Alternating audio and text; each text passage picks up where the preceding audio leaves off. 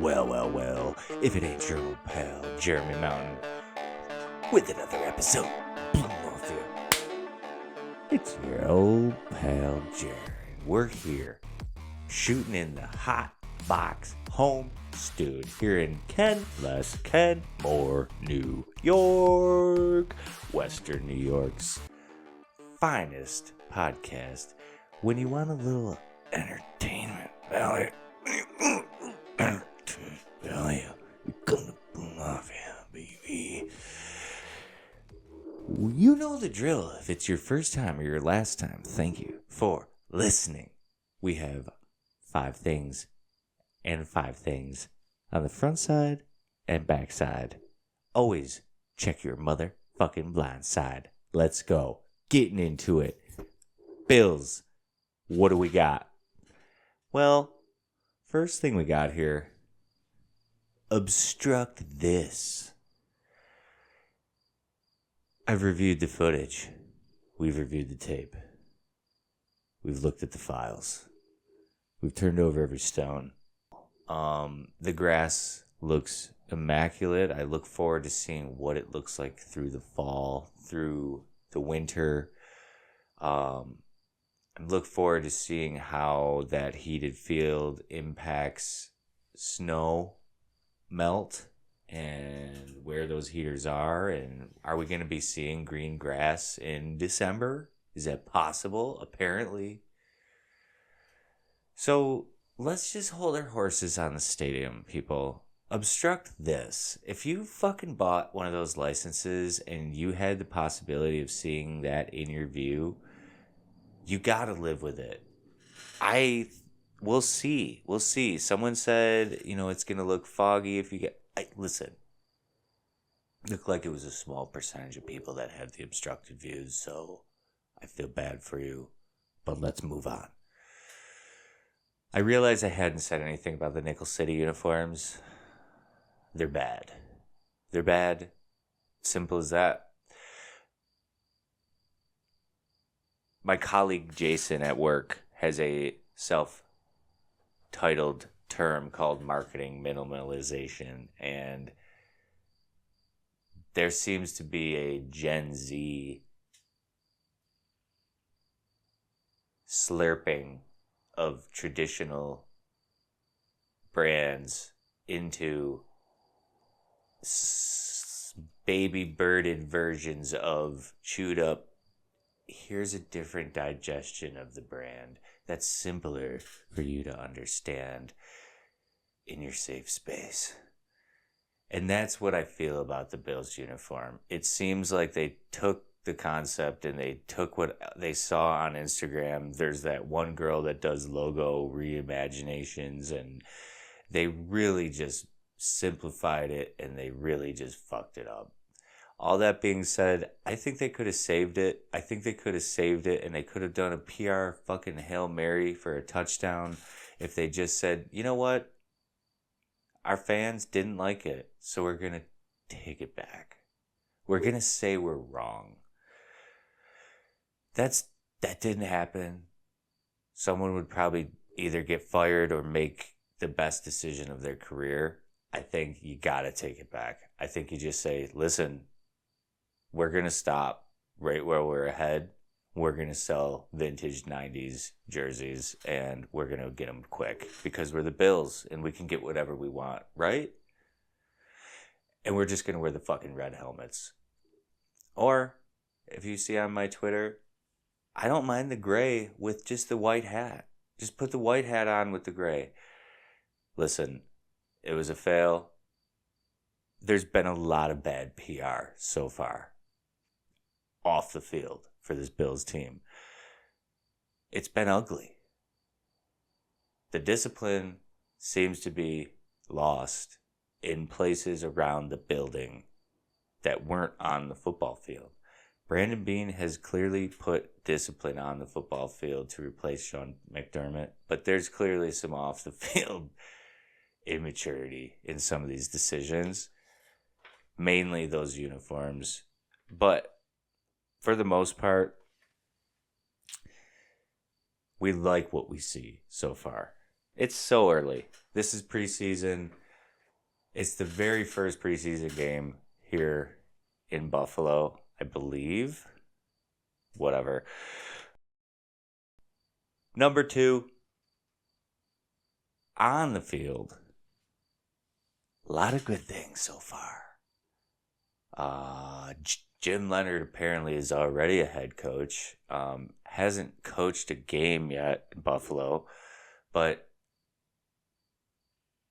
warm welcome from his peers. Darrelle Revis apparently applying to work for the Bills. Gonna have to watch this now. Gonna have to monitor because we don't want to have mutiny in a place that doesn't have a head coach right now. So, is Jim Leonard going to end up being the head coach of the Buffalo Bills? We don't need to go there yet. But it sounds like it's possible. It sounds like he's already winning over some of the locker room, and hopefully it doesn't happen too quick on a quick 0-6 start with a Joe Brady firing. But apparently he's already a head coach, so that's great. That should help them win a Super Bowl this year, considering he's not yet a head coach, but there's been a lot of positive praise about Jimbo Len, and that's a good thing. Number 3, I want to see how this run defense will look. This is the identityless Jimbo Len defense, as we know. Big talk about tackling this week. Big talk about Achilles' heel last year being tackling. So I want to see some tackling. I want to see what kind of tackling are they doing. Are they catch? Are they rugby? Are they catch and ride? Are they roping cattle? Are they hit sticking? Are they leaving a stick mark? Are they laying the lumber? Are they landing on? Are they finishing through? Are they gang tackling? Or is everybody just trying not to get hurt?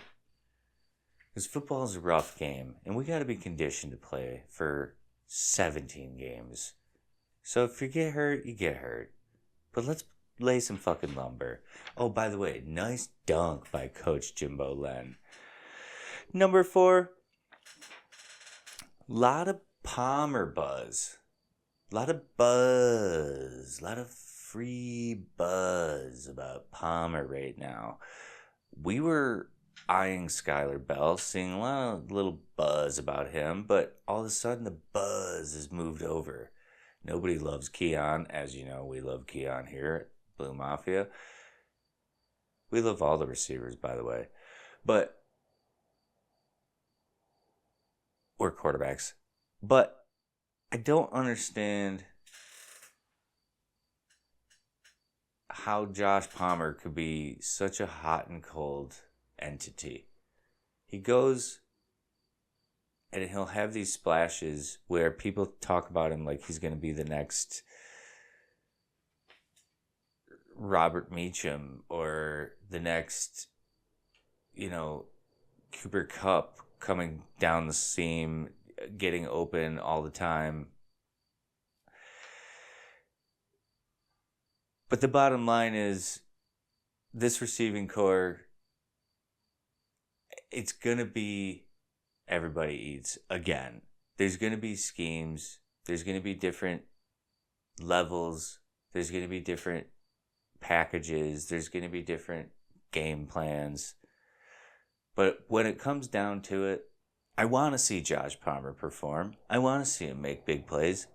But what I really want to see is Josh Palmer on the field.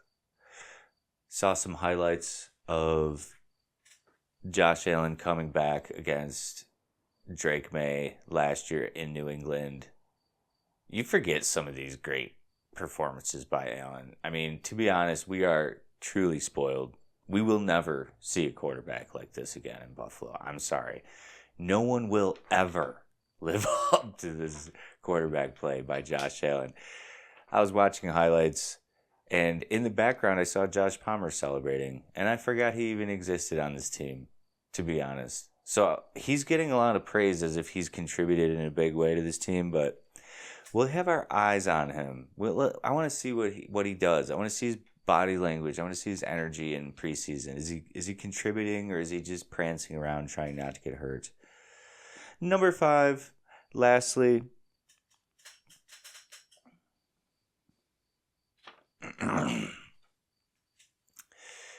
Greg Rousseau. Where are you, buddy? Paging Greg Rousseau. Greg Rousseau, you're now needed at the quarterback. I don't know if it's the new scheme. I don't know if it's just because Bradley Chubb is here. But one thing I know is Greg Rousseau is making a lot of money. Greg Rousseau is being paid like an all-pro. Greg Rousseau is getting paid to do more than just set the edge. A lot of people talk about how well he sets the edge. Well, that's a role that his position is supposed to fulfill, but we would like to see a little bit more spark out of him. On the other side, though, we're seeing a lot of positive buzz and positive quotes even coming from quarterback Josh Allen on the addition of Bradley Chubb. Veteran presence. Love hearing it. Clearly, though, it almost speaks to the lack of that then on the defense, does it not? We know that this defense has been a little bit weak when it comes to leadership the last few years. Obviously, looking for a leader to step up. Elarms Orr's stepping into a leader position, but obviously he's still slotted second. You think one of these linebackers will get hurt. Also, looking at the depth chart, Joe Andreessen is like a second linebacker right now. And that's a good story for a movie, but I don't know if I love that. I don't know if I love a Lancaster legend being our second linebacker. So this might have some growing pains on this defense, but Brandon Beane has brought in some veteran stars. We have to give credit where credit is due. This dude has brought in some veteran stars. CJ, hopefully he plays. We don't know for sure yet. He has not suited up. There could be a pre-game retirement. But Bradley Chubb sounds like there's a lot of positive things. We heard something about Dalton Kincaid saying something about him asking about how it was in Buffalo at one point when they played here. That is Bradley Chubb. So I'm excited to see Chubb. I'm excited to see this veteran presence. I'm excited to see how he speaks to the defense, how he speaks to his teammates, what kind of difference he makes on the sideline and as a leader. Because that's what it's all about here at Blue Mafia, is being a leader and being there for your teammates and not getting weak when shit hits the fan and not pussying out when you get down by 2 scores. So on the other side, we're getting a little bit different, but we still got your 5 NFL quarterback questions. 5 quarterback eyeballs. Who am I looking at right now as we enter this preseason? On the other side is Blue Mafia.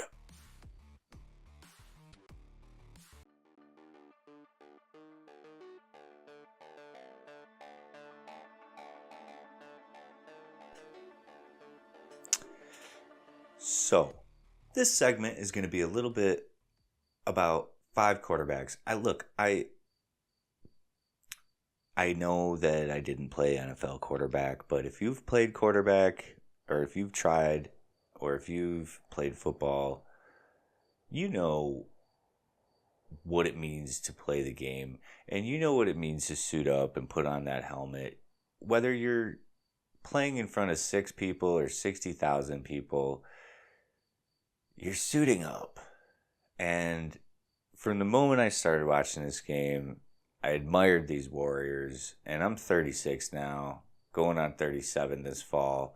I got a 2-year-old son this October. And I just still admire these cats. I still admire these absolute fucking superstars that go out there every week with bloodthirsty savages seeking to absolutely behead them and throw perfect feathers into their fellow brethren's fingers 40 to 50 yards down the field with a perfect fucking spiral. There's an art, there's a beauty, but there's a third eye. There's a beauty to the ability, I call it the breeze ability, to see the field geometrically.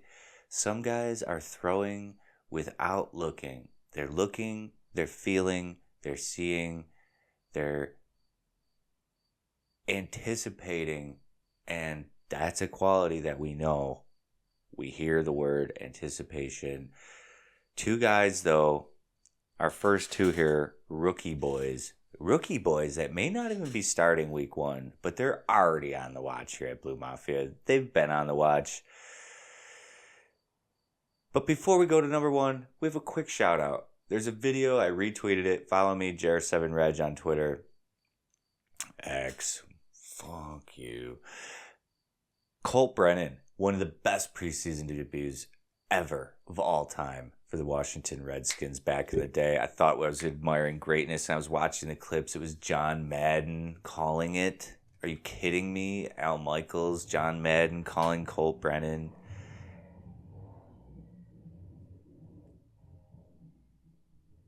It was awesome.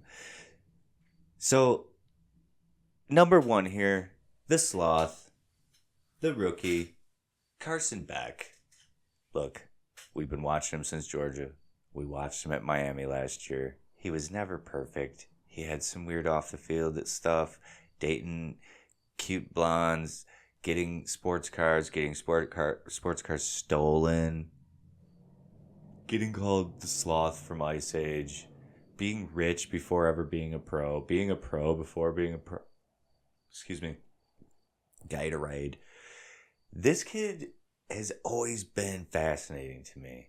He's always seemed to have a weird star power that I said it the other day. I think he might have something of this new class of NIL quarterback that they're good enough already in college to know what they need to do in the pros. They just got to stay safe and keep it clean and get there, make their money, take their time and enjoy their life. He's walking into Arizona and he looks like he's been a pro for a while. He looks like he's been studying the pro game for a while. He throws the Duke well, which, as you know, if you listen to our pod, there's a difference in throwing the Duke and throwing a college ball. It's a different spin. It's a different ball. And some guys just don't throw the Duke well. He throws the Duke well. Next one. Another guy that's clearly throwing the Duke well. Saw the highlights of the nerd, Fernando Mendoza. Apparently fucking Fernando Mendoza is Tom Brady. He's taller though. This could get ugly for the NFL. Look, we don't want to jump to conclusions. We don't want to act like this guy's going to be the next Tom Brady, but he looked very sharp in his debut. The anticipation. Look, he's playing against potential backups and scrubs still. This isn't game action. He's not getting blitzed as much. He's not getting all the shit thrown at him. But that's a pretty freaking good debut for both of these young guys. So happy for them. Moving on, number 3. QB watch. Lamar. Where are you? What's going on? Who are you going to be this year? There's a lot of change there. Jim Harbaugh's out. There's a lot of new coaching staff. I really am interested to see what happens to Lamar from this point out. Is Lamar Jackson going to fizzle out? I don't know. I've always been fascinated by him. He's so electric. No one's closer to a player than Michael Vick than Lamar Jackson. He has seemingly fallen off the radar since he got paid. He seems to enjoy his life. He doesn't seem to want to win. But who knows? Change of scenery, new people. He does seem like he wants to compete. I just don't know if he cares about winning Super Bowl rings because I honestly at this point. If you got paid that much, would you care? Number 4, a guy that's probably not going to care about much other than his heart and his beautiful baby girlfriend, Justin Herbert. I'm interested to see what was going to happen with Herbert this year. We talked about the love triangle between McDaniel, Herbert, Beers. What's going on? What's it going to be? I was really excited to see McDaniel with Herbert, but what are we going to see? Is it going to be beauty? Is it going to be beast? I don't know. I have to think that Jim Harbaugh and Mike McDaniel in the same building is going to be a challenge for anybody if they can work together. Not everybody can work together. Who knows? You could see Jim Harbaugh being like, get that fucking guy out of here by week 3. Who knows? But I'm interested. I'm watching. Number 5, last one here. The cool hand Luke, the smoking Joe Burrow. Oh, he's so cool. He's so cool. God, look at how cool he spins the rock. Did you see that video of Joe Burrow throwing the rock before the game? Yeah, did they win? No. Joe Burrow, what's his story going to be? Because Jackson Dart's in town, and there's a cool new white boy. There's a cool new icy white boy named Jackson Dart. Who's going to expire first? That's a good bet. Is Burrow going to fizzle out, or is Dart going to fizzle out? Obviously, everyone's going to take Dart's going to get hurt. He's going to get banged up, but I don't know. This is my last quagmire here at the 5th round. I'm interested to see if Jackson Dart can mature into a pro because he looks like he's acting the part just like Joe Burrow. And they both played in the SEC down south.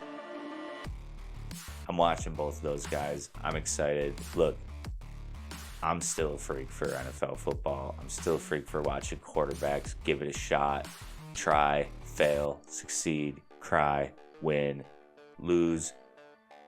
It's football season, baby. You can smell it in the air. Thanks for listening. Tell your friends, tell your fathers, tell your mothers. Thank you for listening. Go Bills.